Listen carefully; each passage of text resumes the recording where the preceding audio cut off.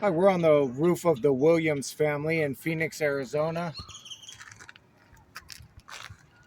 We can see a lot of wind damage has occurred on their roofing system. What we're going to do here is a repairability video on this wind creased and damaged shingle. What I want to do is diagnose the shingle. The shingle is a dimensional shingle. It starts here and it ends here. What I need to do first is get this book separated from the book beneath it. That's pretty easy because this one's been flopping around. It's got a large crease in it, but now I need to do the same thing to the shingle books above it.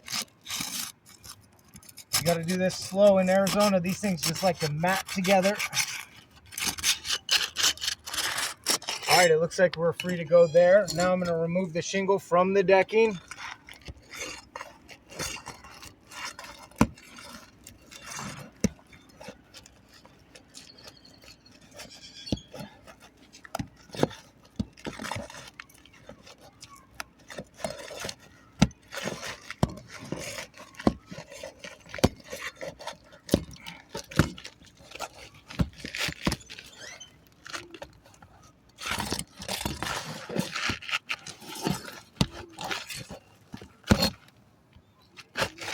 All right, I have the shingle removed. Now I'm going to do an inspection of the underlayment, making sure that we have a surface that we can reinsert our shingle. What we have here is the recommended through the ITIL or RLS process shingle. This is a CertainTeed Landmark Reson Shake. So I'll take that shingle, I'll line it up into the position.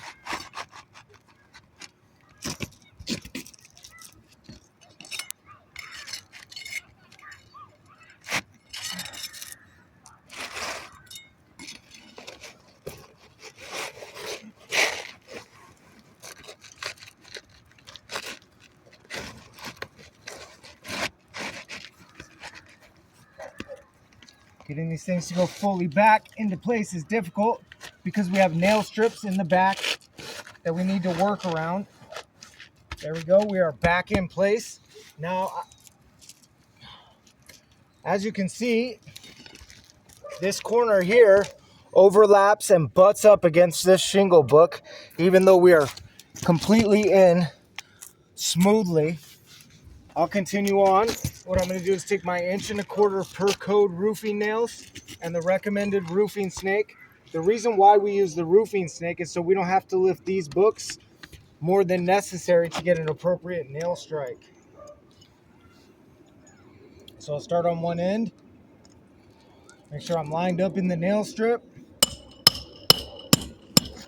That's one. We see a small fracture right here. This is caused by the roofing snake. It's an impact mark. That's not good. Shingles are made out of fiberglass.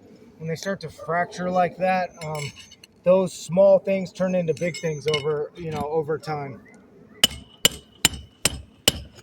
That one's a little cleaner. We've got a little indentation there, not too bad.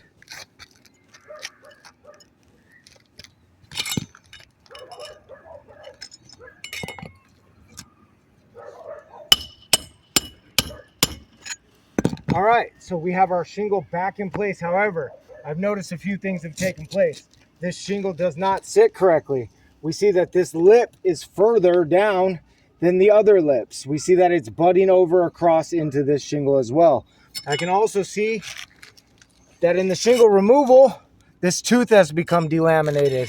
We see a small tear right here. This tooth has become partially delaminated. This tooth has fully become delaminated. The reason why delamination is a problem is because books are built in two parts. We have the top layer, which is underneath the book of shingles, that attach to these teeth. And when these teeth separate, the book begins to fall apart. We can see that here, that this tooth is connected to the top layer. And when this is flopping around, they separate and the bottom falls out. That's why I deem this roof irreparable.